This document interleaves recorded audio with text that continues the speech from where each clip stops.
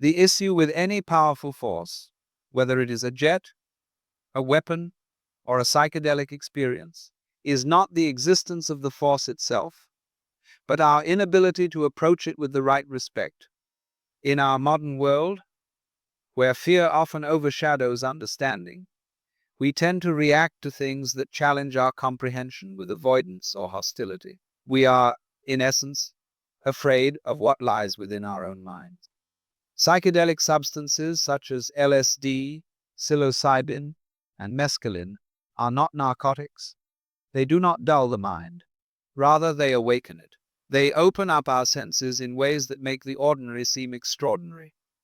Imagine seeing the very texture of a log as though it were a masterpiece carved by a master artist, or hearing light as though it were music. The veil between the senses lifts, and for a brief moment, something profound happens. Unfortunately, society, out of ignorance, chooses to suppress rather than understand. The authorities continue to operate on the mistaken belief that controlling through suppression equals true control. But suppression does not eliminate curiosity.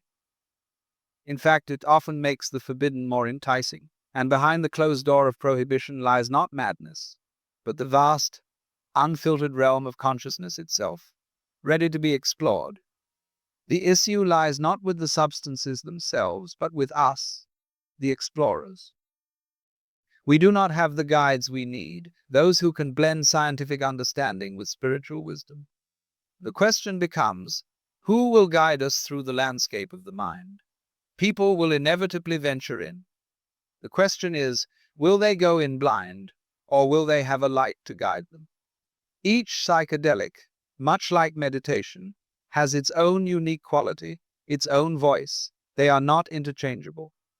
Take, for example, the sacred mushroom, known as psilocybin mexicana. This mushroom is not a tool for amusement, but a sacrament used to reconnect us to the earth. When taken with reverence, it hums and sings the music of nature, root, rain, and soil. It connects us to the earth so deeply that we begin to feel ourselves not standing upon it, but of it. Next, we have mescaline, found in peyote. Unlike the mushroom's earthiness, mescaline presents a world of luminous intricacy, like a divine artist carefully etching every detail. Then, there is LSD. Born from a laboratory, it is no less magical. It pulses with an electric brilliance that tunes the mind as if it were a circuit. The energy it offers is intense and precise, but it is not a whisper like the mushroom. It is more like a glowing rhythmic pulse. Each substance, like a tool in meditation, takes us into a different space of awareness. And like all tools of power, they require respect, skill, and restraint. A small dose, like a beginner's meditation practice, can reveal clarity. But a larger dose, or overindulgence, leads not to enlightenment but to chaos. This is a mistake often made in the pursuit of power. Some boast about how much they have taken, as if quantity equals wisdom. It is like trying to land a jet on a village, green recklessness, not bravery. The truth is, these substances are not meant to take us somewhere far away, but to help us see where we are more clearly. What is the use of great power if we do not understand its nature? These substances, like meditation, are instruments, tools of precision. They require a delicate touch, understanding, and reverence. But who can guide us? The psychiatrist may understand the anatomy of the brain, but he does not know the language of myth. The priest may understand God, but not the molecule. The pharmacologist, though wise in measurements, cannot hear the music of the soul. We have not yet created a being who can master both the scientific and the mystical, who can speak the language of both the mind and the spirit. In the absence of such guides, we resort to what we know, suppression. But you cannot suppress curiosity. You cannot suppress the desire to know. And so people will seek answers even without guidance. They will explore, but often in the dark, without understanding, without preparation. This is where the danger lies, not in the substance, but in its misuse.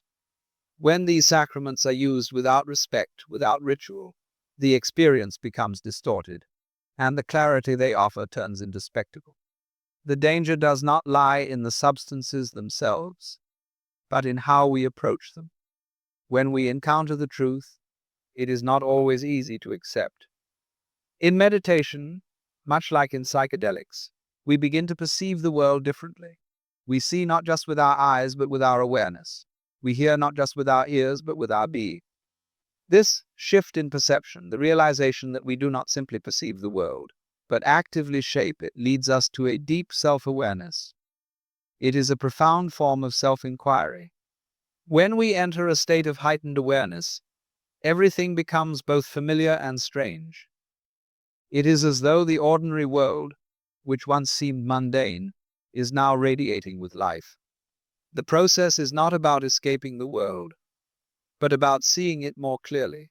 As we begin to see more deeply, we realize that the world we thought we knew is not fixed, but fluid, shaped by our perceptions. The fear we experience in these moments is the fear of letting go of the familiar.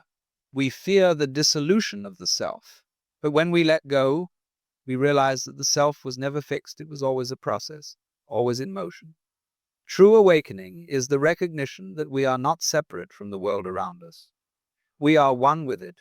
We are not the observer of the universe, but the universe expressing itself through us.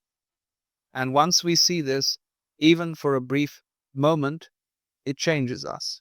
We return to the same world, but we see it as if for the first time. Everything is sacred, and every moment becomes a miracle. We realize that the divisions we once saw, good and evil, life and death, are not opposites but interdependent. They exist as part of the same whole. In this realization, we begin to awaken, not as a caterpillar turning into a butterfly, but as one who remembers. We remember that we are the universe, waking up to itself. So the question arises, will we continue to suppress our curiosity, or will we embrace it and explore the depths of our own consciousness? These substances, like meditation, are not the enemy. They are mirrors that reflect back to us the deepest truths of our existence. The real work, the true control, is not about suppression. It is about embracing these tools with respect, with guidance, and with an open heart. As we explore, we must remember that the point is never to escape, but to see more clearly, more deeply. And when we do, we return not as the same person who left, but as one who has truly seen the world for what it is.